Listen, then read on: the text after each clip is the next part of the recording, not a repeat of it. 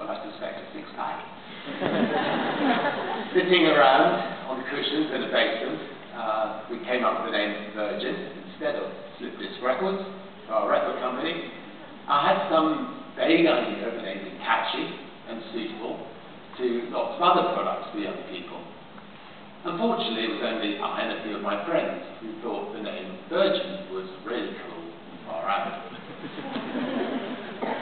A little known fact is that we weren't even allowed to register the brand name with the patent office for 3 years, as they felt it was too rude.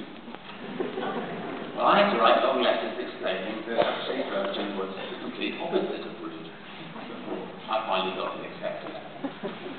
Not the most auspicious start for a brand.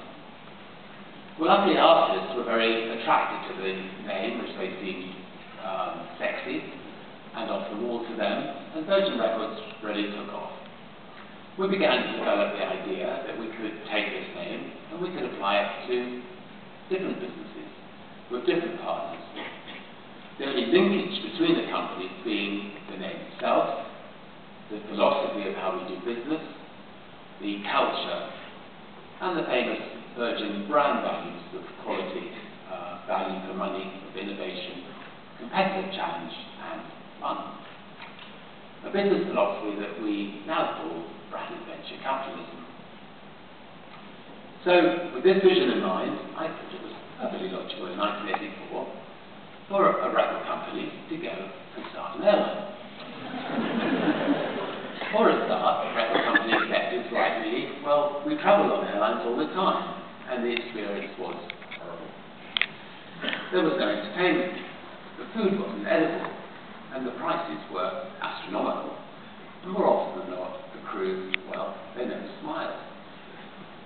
And if you've ever visited the US, in some countries, nothing's changed very much. Well, my life sometimes feels that the phrase, truth is stranger than fiction, was written based on some of my experiences. As was the case when I found myself organising and selling the ticket for Virgin Airways' first ever flight. In 1976, when Joan, my fiancée, and I were on holiday in the British Virgin Islands, we were trying to catch a flight to Puerto Rico, but the local Puerto Rican scheduled flight was cancelled. The airport terminal was full of stranded passengers. Well, I made a few calls to charter companies, and they agreed to charter a plane for $2,000 to Puerto Rico. Cheekily, leaving out Joan and my name, I divided the price by the number of remaining passengers.